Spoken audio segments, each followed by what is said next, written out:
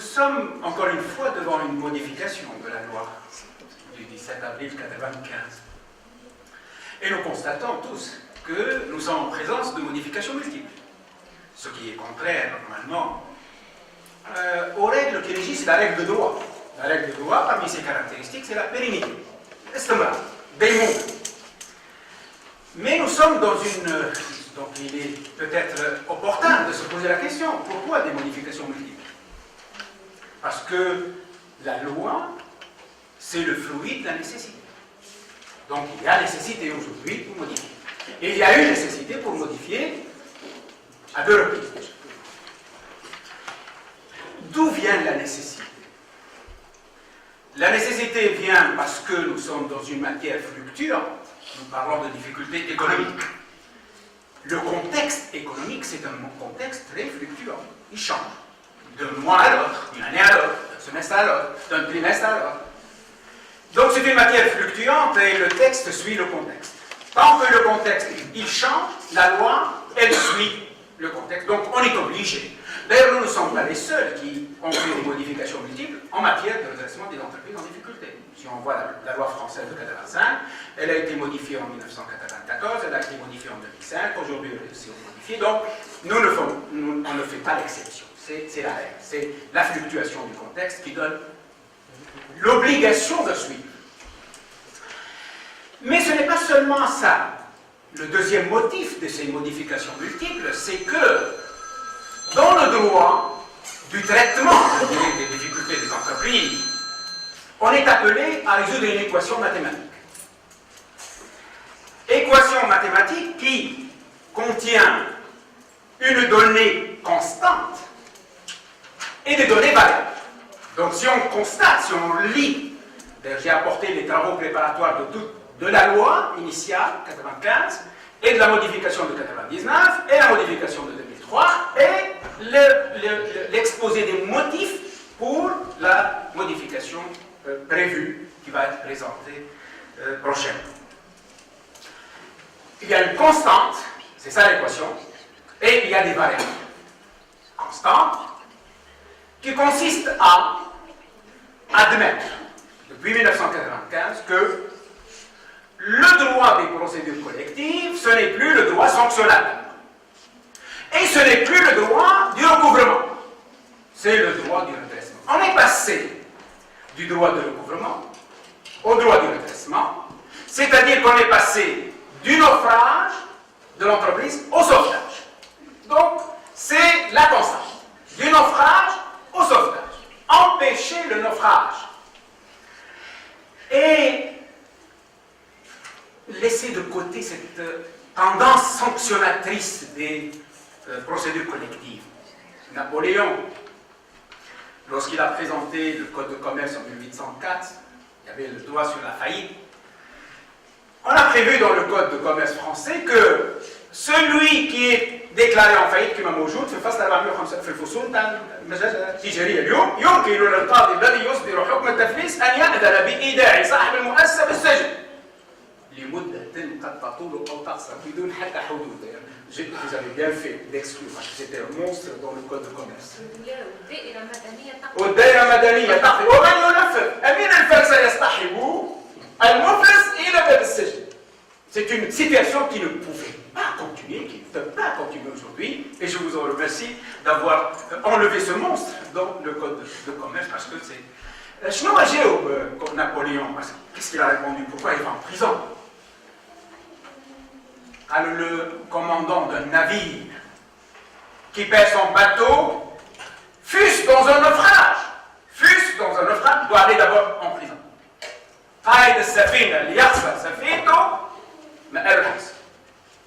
Donc ça, c'était en 1804. Aujourd'hui, ce n'est plus ça.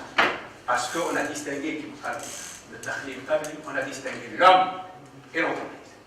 La procédure collective aujourd'hui n'a pas cette connotation moralisante ou morale. Si on a perdu son navire, si on risque de perdre, ce n'est pas nécessairement une mauvaise gestion.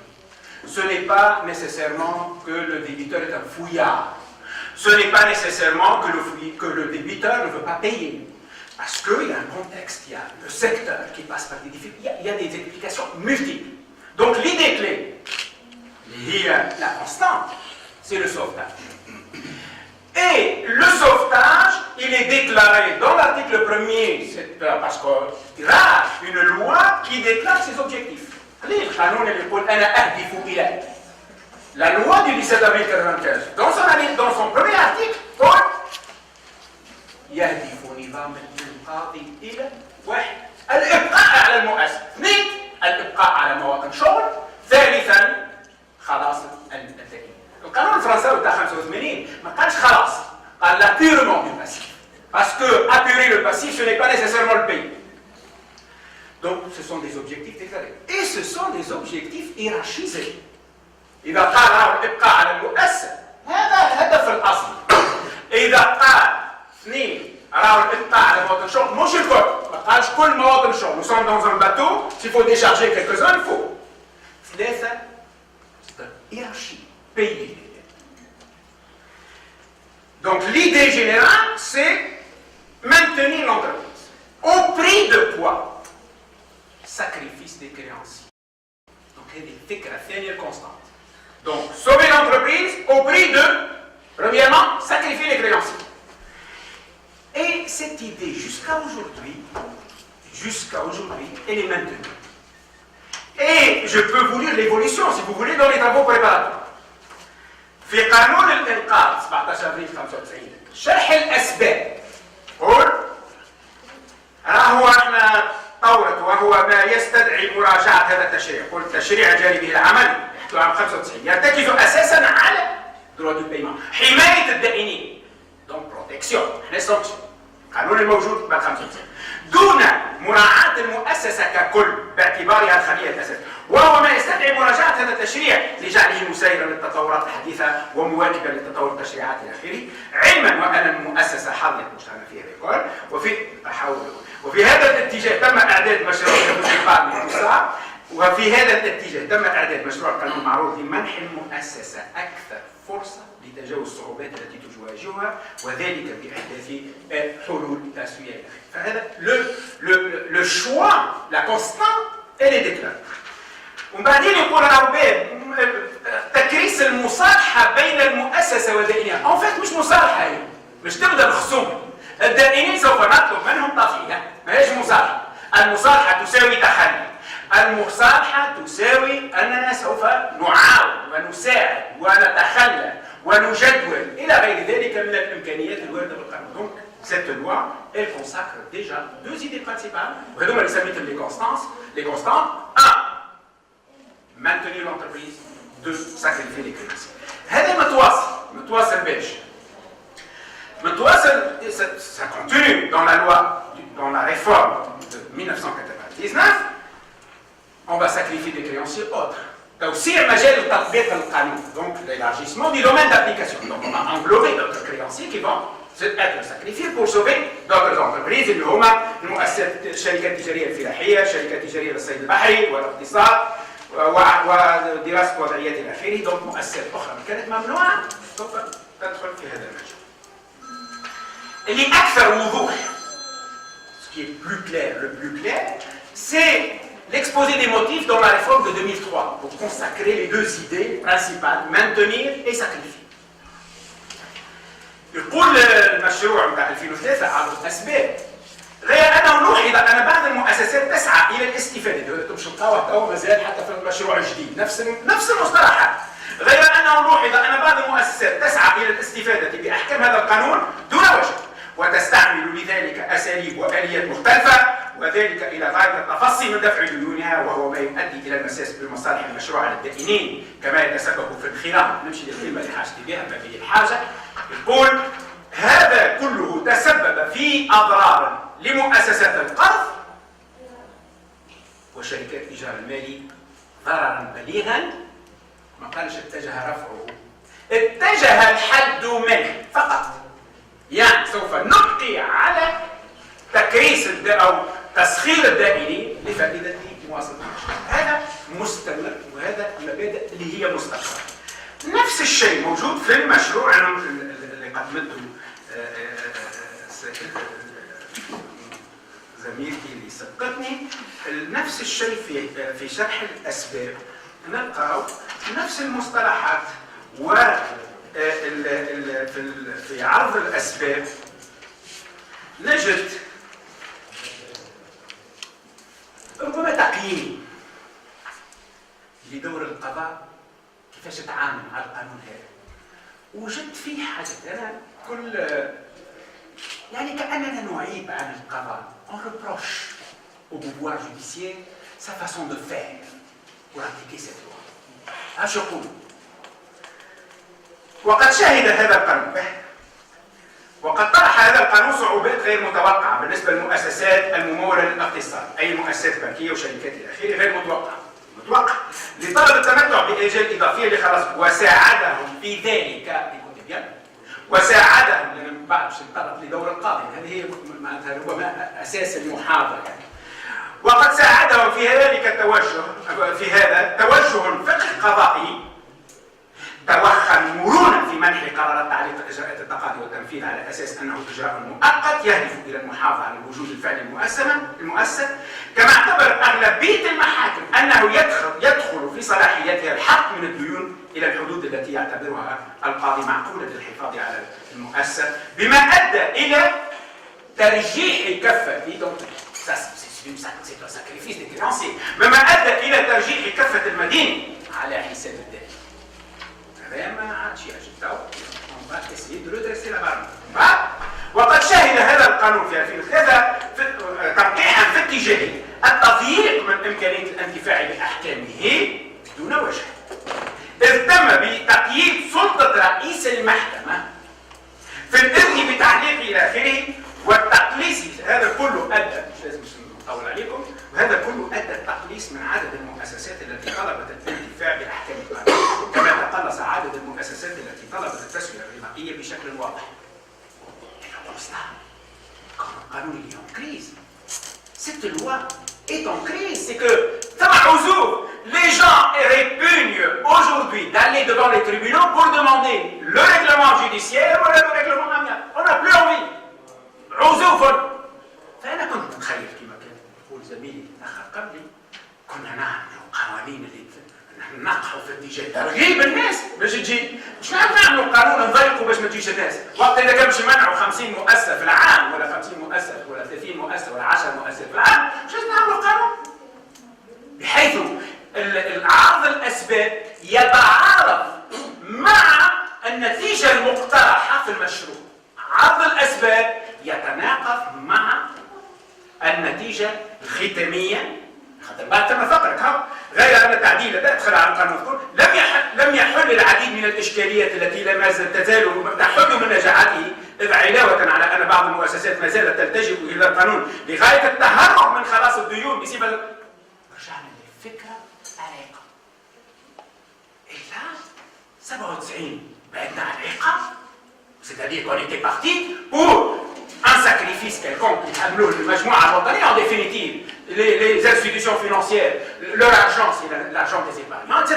Donc, الجهد الجماعي سوف يتقلص وما عادش نعاونوا وراهو توا ما زالت تلتجئ الى هذا القانون لغايه التهرب. Donc, nous avons un préjugé défavorable aujourd'hui à l'égard des entreprises qui ne paient pas ou qui ne veulent pas payer. Donc, un préjugé tout à fait défavorable. Et هذا أعتقد أن التطور ماشي dans le sens peut-être on va essayer de corriger la barre. شنو الاشياء اللي هي ما هيش قاعده في القانون واللي هي يقع فيها التدخل او تدخل فيها المشرع في التحويلات السابقه وفيها التحويل. Alors les variables constantes حاجتين maintien d'entreprise et deuxièmement sacrifice des créances. شنو le variable؟ D'abord le champ d'application. بدينا شيء طورنا الى اخره تنرجعوا معنا.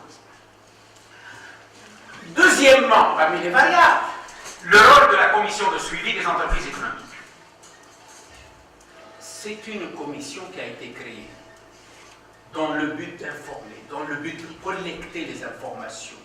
Alors à chaque fois on lui ajoute quelque chose. En 2003, on parle de مرصد لتجميع إلى آخره. أنا كمحامي praticien لا شفت لا فائدة لا ثم شنو وجود المرصد وشنو طريقه العمل بتاعه وشنو فايدته. Et on continue aujourd'hui la centralisation de cette commission كما قال زميلي المتأخر قبل. كوميسيون سنتراليزي في وزاره الاقتصاد، معمل تاع صبابط ولا بلاستيك في طريق المهديه في نيت الطراب كيلومتر 10 عنده صعوبات ويشغل 10 من الناس. Ça veut dire quoi? C'est rien du tout. Pourquoi? كل شيء نحبوا احنا نعملوا له ديسنتراليزاسيون. كان اللجنه خلوها مركزيه، alors que اهل مكه ادرى بشعابها. لو كلفنا جزء من اللجنه في كل الولايه يعرفوا في طريق المهديه كيلومتر 10 ما ثماش كياس وما ثماش ضوء وما ثماش شكون يصدم لو كذا، وهالمؤسسه هذه الناس تصدم عليها في الليل، فكلها معطيات ذاتيه خاصه. ومع هذا ماشيين دائما في سنتراليزاسيون، وما نعرفش علاش في القانون الجديد تنحات مساله المرصد. جاء شاء دوزيامون المرصد تجمع لجنه متابعه تتولى عن طريق مرصد وطني. Mais jusqu'à présent, quelle est son explication؟ ايش معناتها؟ انا اليوم والله عندي من 2003 نحاول باش نفهم نقري الطلبه نقول ايش معناتها، يسالوني يقولوا ايش معناتها مرصد؟ قلنا مرصد شيء يكون يرصد. يرصد ماذا؟ انا دي difficulté parce qu'on essaie d'expliquer parfois j'ai des difficultés à expliquer. الشيء متغير سي لو رول دو جوج، ارتفاعا وانخفاضا، ارتفاع ينخفض. لو رول دو جوج était un rôle prépondérant، ياخذ حتى هو مصالح في القوانين. ينزل ينقص 1999 في التسويه النظاميه في الاشعار ببوادر الصعوبات كان عندنا فصل 8. جيت نفسر الطلبه علاش تنحى فصل 8. فصل 8 ايش فيها؟ الرئيس يتلقى الاشعارات ويدخل حتى يكون رصد الصعوبات عنده معنى. اذا كان نرصد صعوبات ويقعدوا عندنا في القجار في وزاره الاقتصاد وما عندهم حتى توجه وما يمشيوا لحتى جهه، moi je ne comprends pas pourquoi الاشعار.